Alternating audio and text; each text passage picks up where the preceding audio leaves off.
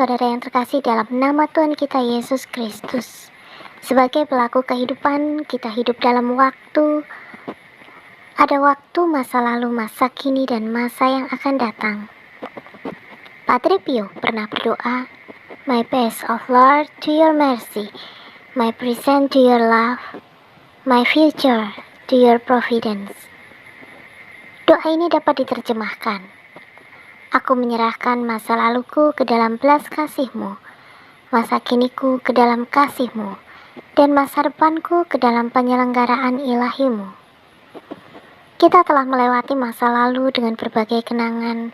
Kita hidup di masa sekarang dan akan bergerak menuju masa yang akan datang. Menata hidup masa kini dan bergerak menuju masa akan datang adalah salah satu kriteria dari murid Yesus. Kepada orang-orang yang mau mengikutinya, Yesus berkata, setiap orang yang siap untuk membajak tetapi menoleh ke belakang tidak layak untuk kerajaan Allah. Mengapa kita tidak boleh menoleh ke belakang? Bukan untuk mengatakan bahwa masa lalu adalah sesuatu yang tidak baik. Masa lalu itu baik, penuh kenangan. Akan tetapi dalam konteks tertentu, kita sering membawa masa lalu hidup kita ke masa sekarang dan membuat kita tidak bebas untuk bergerak maju menuju masa depan yang akan datang. Tidak dapat dipungkiri bahwa ada di antara kita yang masih hidup dalam kebencian, amarah, dan iri hati karena masih dipengaruhi oleh pengalaman masa lalu. Kita menjadi susah untuk bergerak maju karena belum selesai dengan persoalan masa lalu. Rasul Paulus membantu kita untuk memahami maksud dari Yesus.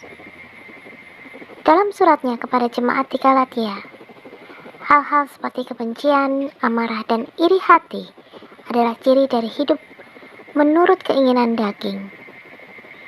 Hidup menurut keinginan daging inilah yang harus kita tanggalkan, karena Paulus ingin menegaskan bahwa hidup di masa yang sekarang dan yang bergerak menuju masa yang akan datang harus dalam roh dan dituntun oleh roh. Berarti yang nyantet Surabaya ke negara lain nggak bisa, Pak? Ya pasti nggak bisa. Gini loh Michael, kan ada orang mau nyantet Israel. Oke. Sekarang gini loh Michael, ini untuk ngirim santet ke Israel, itu kan nyebrang laut, nyebrang benua. Itu keluar dari Pulau Jawa aja harus ada izin surat mutasi pindah. Ibaratnya pasportnya. Lah itu berapa kali cop. Soalnya ada jemaat yang suruh tanyakin, bisa gak ngirim?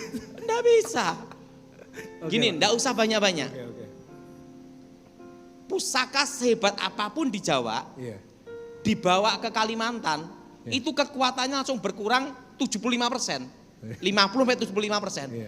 Ini bukan pulau lagi, ini negara sama benua. Nah, tinggal di sana tinggal 1%, kledik gitu toh.